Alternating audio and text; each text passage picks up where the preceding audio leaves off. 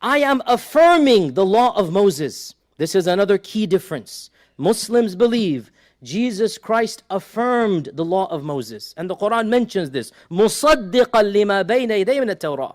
I am affirming the Torah. I'm not here to get rid of the Old Testament. I'm not here to throw out the law of God. I'm here so that you teach and preach the law of God. But وَلِأُحِلَّ لَكُمْ بَعْضَ الَّذِي حُرِّمَ عَلَيْكُمْ. I'm going to make some things halal that used to be haram. I'm going to make the law easier for you. So the Quran says Jesus came with an easier law, but overall it was the Mosaic law, the law of Moses. You have to follow the Sharia of Musa, but I'm going to make it a little bit easier. Allah allowed me to make things halal that used to be haram. And Jesus was supposed to be the final great prophet to the children of Israel. The Old Testament tells us, and the New Testament, and the Quran. This is a message that all three books agree upon.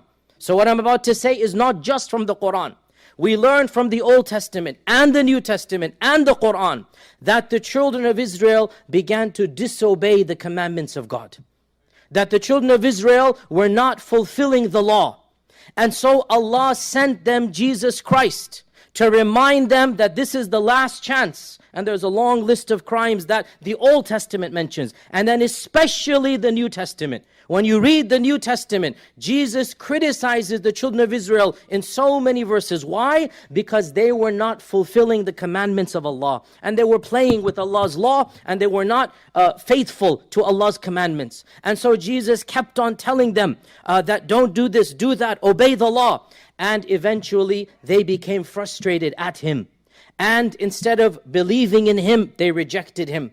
And instead of following Him, they became so frustrated that they were willing that the Romans, now remember, the children of Israel were a minority within the Roman Empire. They did not have political power. Political power is in the hands of the Romans. These are the kings and the emperors. These are the politicians, and the police and the bureaucrats are all pagans. They don't believe in any right God. They are idol worshippers. And the Bani Israel are a minority, and now within their community, there is this figure called Jesus Christ preaching something new. They became so frustrated that they complained to the authorities about Jesus Christ. This is in the New Testament, and it is mentioned in the Quran indirectly, not directly. This is straight from the New Testament. And they essentially turned their backs on their own prophet, because Jesus is one of them. He is of the children of Israel. He is their kith and kin. They turned their backs on Jesus, and they attempted to have Him executed by the Roman authorities.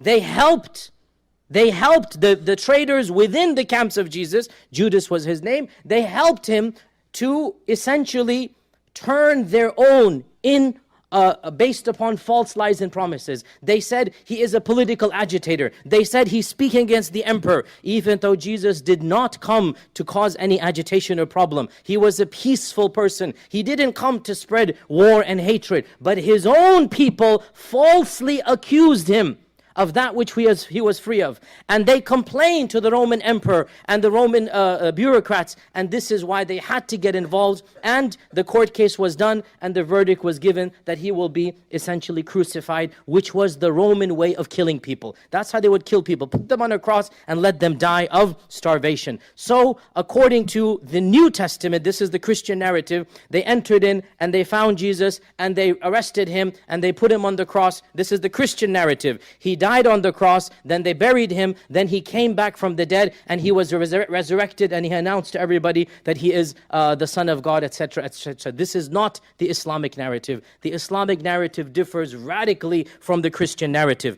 Allah says in the Quran, and this is a very important point, وَمَا قَتَلُوهُ وَمَا صَلَبُوهُ وَلَكِنْ شُبِّهَ لَهُمْ.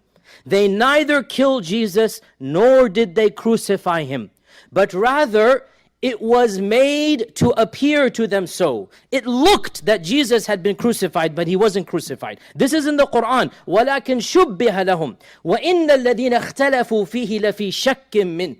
All of the Christians who are differing amongst themselves, they are in doubt. They don't have certainty. وَمَا قَتَلُوهُ يَقِينًا. Of a yaqeen, they did not kill him. Allah is saying, you don't know, I know.